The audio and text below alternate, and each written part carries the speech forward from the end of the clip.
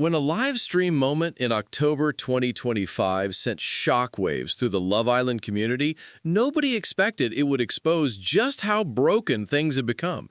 What started as a summer dating show turned into a battleground of fan wars, commentary creator feuds, and accusations that would tear the entire Season 7 cast apart. This isn't just about Nicolandria, Huda, or one controversial moment. This is about how the messiest season in Love Island USA history spiraled so far out of control that even the people trying to call it out became part of the problem. And trust me, you haven't heard the half of it yet. The story involves Nic and Olandria, the couple that wasn't supposed to happen. It involves Ace, whose interview lit the fuse. It involves Taylor, Cierra, and a web of connections that kept getting more complicated. And at the center of the October explosion was Huda, the contestant who couldn't escape controversy even months after the finale. But here's what nobody's talking about. The real damage wasn't just what happened in that live stream, it was everything that came before it, and the response that came after. The Love Island USA Season 7 saga, dating show drama, Nicolandria controversy, Huda situation, Ace interview fallout, and Taylor complications created a perfect storm. And when commentary creators tried to address it, things only got messier. If you're here for the tea, hit that subscribe button because this rabbit hole goes deeper than you think.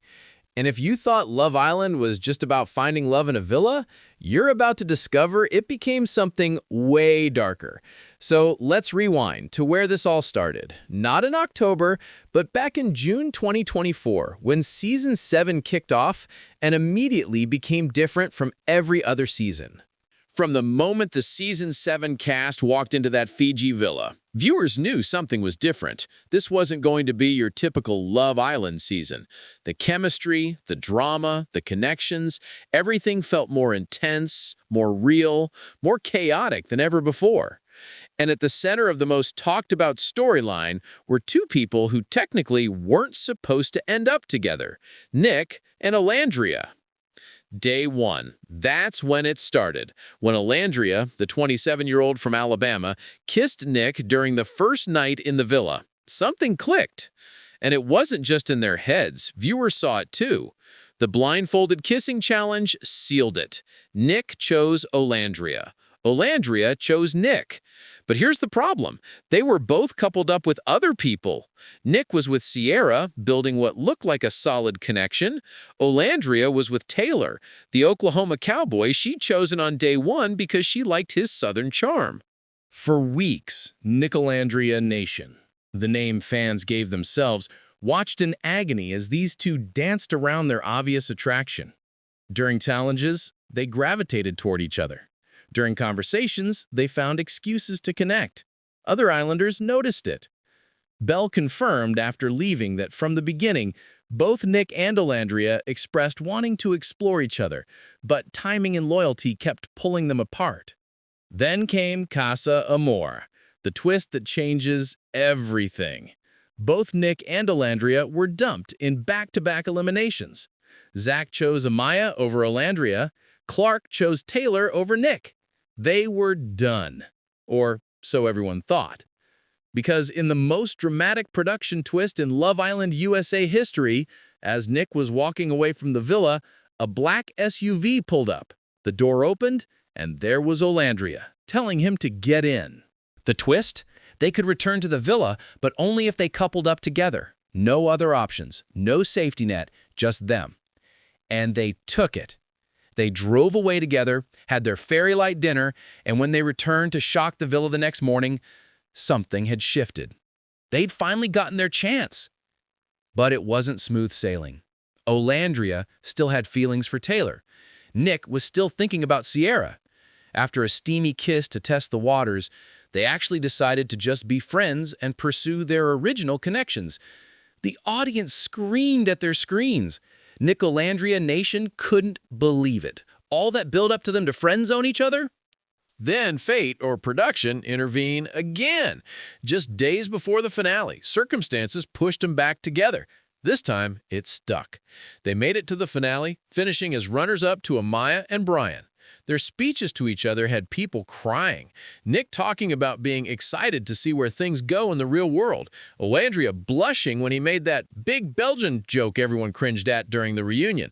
It should have been a happy ending to a complicated journey, but the real world was about to prove way more complicated than the villa ever was.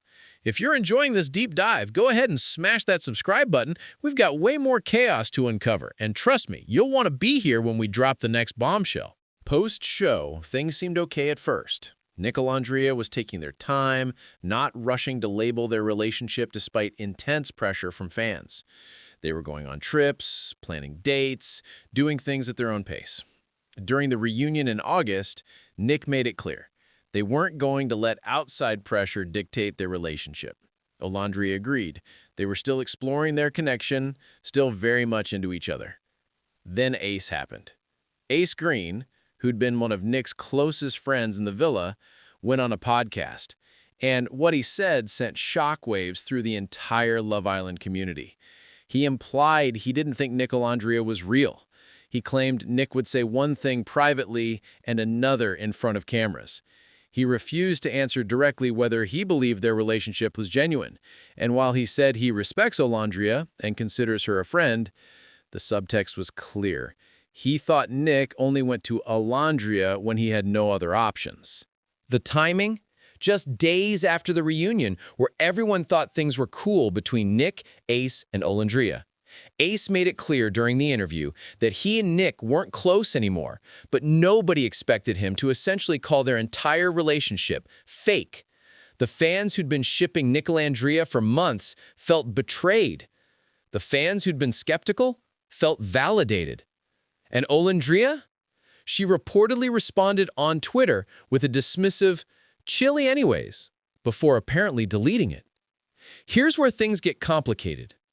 Ace had been close to Chelley during the season, and when Ace did that interview, questioning Nicolandria's authenticity, Chelley never came out to defend Olandria, not once. This created a divide. Olandria's fans started wondering why she constantly had to be the bigger person, why she had to defend herself against accusations and questioning, while others stayed silent or threw subtle shade. The interview created battle lines. Nicolandria Nation versus people who agreed with Ace's skepticism. And in the middle of all this brewing tension, there was another name that kept coming up in every controversy. You can guess. Huda. If Love Island Season 7 had a villain at it, Huda Mustafa owned it. From day one, the 24-year-old fitness trainer was polarizing. She coupled up with Jeremiah on the first night and became so possessive that other islanders were uncomfortable. When America voted for Jeremiah to be recoupled with bombshell Iris, Huda had what can only be described as a complete breakdown. She got a nickname, Hurricane Huda. Cast member Hannah Fields gave her that name because of how her emotional outbursts steamrolled everyone around her. Huda would be eerily calm one moment, then lashing out the next. She accused Iris of not being a girl's girl, even though Iris had no choice in the recoupling. She pulled other women's partners for chats and acted shocked when they were upset. She went too far during the heart rate challenge with Chelley's partner Ace, and the villa turned on her. But here's the thing about Hurricane Huda. As much as people hated her behavior, she was carrying the season's drama. Without her meltdowns and mess, Season 7 would have been boring. Even fans who couldn't stand her admitted they couldn't look away. The producers kept saving her from elimination because the chaos she created was television gold. After the show ended, Huda did the villain victory lap. She went on Call Her Daddy and claimed she felt bullied by the other cast members. She said she felt out of place, that the women weren't supportive. The same women whose partners she'd disrespected and whose friendships she'd tested. The other cast members weren't happy. Old TikToks surfaced of questionable content. The reunion was uncomfortable, with Olandria and Chelley confronting her about her behavior. But Huda kept posting, kept doing live streams, kept staying in the spotlight. She started dating Louis Russell, a British reality star from Too Hot to Handle, and in October 2024, during one of their TikTok live streams, everything exploded in the worst possible way. But the viewers' recording didn't move on. The clip spread like wildfire. Within hours, it was everywhere. Twitter, TikTok, Instagram, Reddit, every corner of the internet where Love Island fans congregated saw that clip. And people were furious, not just at what the caller said, but at how Huda and Louis reacted. That laughter felt like complicity. That casual brush-off felt like they didn't care that someone had just directed one of the most hateful slurs imaginable at Olandria. Cast members started speaking out immediately. Chelley, who'd already had issues with Huda, was unequivocal. Having been on the receiving end of vile comments herself, she knows how deeply that cuts. She said any form of that kind of hatred should be checked right away, that there's nothing awkward about it. It's disgusting and disheartening. Iris and Hannah also posted statements, making it clear they don't condone that behavior. Huda immediately tried damage control. She posted Instagram stories claiming she and Louis didn't hear what was said, only catching the slur before hanging up. She said the laughter was because it was awkward, like who says something so offensive on a live stream? She insisted she doesn't condone anything like that and wanted to address it before it blew out of proportion. But it was already out of proportion because this wasn't happening in a vacuum. This was the culmination of months of tension, accusations, and unresolved drama. And when commentary creators tried to address it, things got even messier.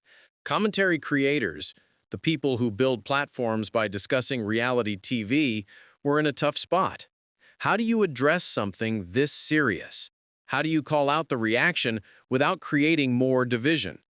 How do you acknowledge the harm while also acknowledging the bigger patterns at play? One prominent commentary voice addressed the situation on a live stream. She made it clear she's against all forms of prejudice and hatred. She condemned what happened. But then she compared Nicolandria fans to Huda's fans, suggesting both groups had problematic elements. She used the term that Cierra had coined, Huda rats, in the same breath as discussing Nicolandria Nation. And that's where things went sideways. Because to many people watching, especially those who'd been defending Olandria for months, that comparison felt dismissive. It felt like both siding a situation where there weren't really both sides. A prank caller, possibly from Huda's fanbase, had called Olandria a slur. Huda had laughed. But now the conversation was pivoting to all fan bases have problems. The timing felt wrong. The approach felt wrong. Because Olandria had been the one consistently expected to be the bigger person all season long. When Ace questioned her relationship, she didn't lash out. When people accused Nicolandria of being fake, she handled it with grace. When Taylor moved on with Clark during their vacation, creating awkward moments caught on video, she didn't make it a thing. When her family and fans got heated defending her, she didn't encourage it even though she couldn't control it. But Shelby never defended her when Ace did that interview. Nobody stepped up to be the bigger person on her behalf. And now, when something truly harmful happened, the conversation was getting muddied with comparisons and both sides' arguments. People were tired. That's what it came down to. Tired of the constant dismissal of disrespect directed at Olandria. Tired of watching her have to rise above while others got to be messy without consequence. Tired of the complicated web of who's friends with who's defending who, and who's staying conspicuously silent. The commentary creator who addressed it has principles worth respecting. Standing against all forms of prejudice and hatred is important. Calling out toxic fan behavior is necessary. But the execution, comparing different situations, using terminology that felt flippant, and the timing of addressing it while emotions were raw created a new controversy on top of the original one. Cast members started blocking each other's names from their platforms. Not because they were trying to start beef, but because fans kept trying to pit them against each other. The drama had gone from villa relationships to post-show interviews to fan base wars to commentary creator feuds. It was layers upon layers of mess, and nobody could untangle it anymore. Huda eventually posted a more thorough apology once Olandria responded to the incident. She acknowledged that the comment was targeted at Olandria and apologized for her initial reaction, explaining it came from being caught off guard rather than finding anything funny. She said she doesn't tolerate anyone who uses that language and encouraged the person responsible to reflect on the harm they caused. She announced she'd be donating to the NAACP. Louis posted his own statement, explaining how disheartening it was that his flustered response could be misinterpreted. He emphasized that both he and Huda are proud of how they've used their platforms to be a voice for the underrepresented. Whether you buy those explanations or not depends on how much grace you're willing to extend to people who've already burned through their goodwill. Here's where we are now. It's November 2024. Love Island Season 7 ended months ago, but nobody can move on. The cast is fractured, some people are still friends, others have unfollowed, blocked, or simply stopped interacting. Nicolandria is still together, still taking things at their own pace, despite all the chaos swirling around them. They're posting about trips, about spending time together, about building something real despite everyone's opinions. Ace isn't close with Nick anymore. That friendship died somewhere between the villa and the podcast interview. Taylor is with Clark, building their relationship away from the drama. Cierra moved on to brand deals and travel vlogs, trying to distance herself from the Season 7 mess, even though she coined Hudrats, a term that would become part of the ongoing discourse. Huda is still with Louis, still posting, still living in the reality TV influencer space. The apology happened, the donation happened, but the trust from her castmates? That's broken, possibly beyond repair. Chelley and Olandria aren't interested in reconciliation. The other women who spoke out made their positions clear. And the fans? They're exhausted too. Nicolandria Nation is still going strong, making edits, supporting their couple, hoping they make it in the real world. But even they're tired of defending, tired of fighting, tired of the constant need to prove their ship is real and worthy of support. The commentary creators are in their own complicated space, trying to cover reality TV drama while navigating the minefield of fan expectations, accountability, and timing. Some handled Season 7 better than others. Some created new problems while trying to address old ones. Before we wrap this up, if you've made it this far, hit that subscribe button one more time, because reality TV drama never truly ends. And you know we'll be here to break it all down when the next season inevitably brings more chaos. So, what do we learn from the Love Island USA Season 7 disaster? Maybe that some seasons are just cursed from the start. Maybe that when you put this many strong personalities in a villa, give them instant fame, and unleash them on social media, implosion is inevitable. Or maybe the lesson is simpler. At some point, enough has to be enough. When does the drama stop being entertaining and start being harmful? When does holding people accountable turn into creating new problems? When does defending your favorite become attacking someone else? These aren't easy questions, and Season 7 proved we still don't have good answers. Olandria shouldn't have to constantly be the bigger person. Nobody should. But someone has to break the cycle. And it's clear it's gotten so messy that nobody knows how anymore. The cast can't do it. They're too deep in their own feelings and fractures. The fans can't do it. They're tribalized into their camps. The commentary creators can't do it. They're part of the discourse now, not above it. Maybe the answer is that Love Island Season 7 needed to end, needed to fade into memory, needed to let people move on and heal. But reality TV doesn't work that way. The algorithm wants the drama. The platforms want the engagement. The viewers want the tea, even when it's scalding everyone involved. What we're left with is a cautionary tale about what happens when reality TV fame, social media toxicity, and righteous outrage collide. We're left with relationships that started with hope and ended in fracture. We're left with a couple, Nicolandria, trying to build something real while everyone debates whether they're authentic. We're left with cast members who went on a show to find love and found controversy instead. Love Island USA Season 7 will be remembered, not because of who won. Most people already forgot Amaya and Brian took first place. Not because of the rom-com moments or the successful couples. It'll be remembered because it showed us the dark side of reality TV fandom, the price of instant fame, and how quickly things can spiral when accountability becomes ammunition. The villa in Fiji is empty now. The Season 7 cast has moved on to their separate lives, their brand deals, their attempts at influencer careers. Some will succeed, some will fade. Some will carry the Season 7 drama with them forever, unable to escape what happened during those weeks in the summer of 2024.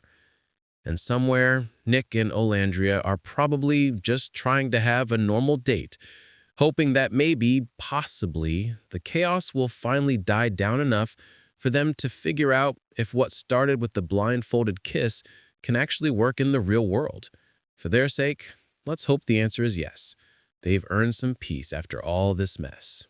So, that's the Love Island USA Season 7 saga. Messy, complicated, exhausting, and impossible to look away from. It's reality TV at its most real and most toxic all at once. And knowing how these things go, we haven't seen the last of this drama. Someone will do another interview, another clip will surface, another controversy will erupt. Because that's what happens when you give people who lived in a bubble for 6 weeks access to platforms where millions are watching their every move. The Season 7 cast went looking for love. What they found instead was that the internet never forgets. Reality TV fame comes with a price. And sometimes the biggest drama isn't in the villa, it's what comes after. Thanks for watching. If you're still here, drop a comment about which Season 7 moment shocked you the most, and subscribe so you don't miss when we inevitably have to cover whatever happens next in this never-ending saga.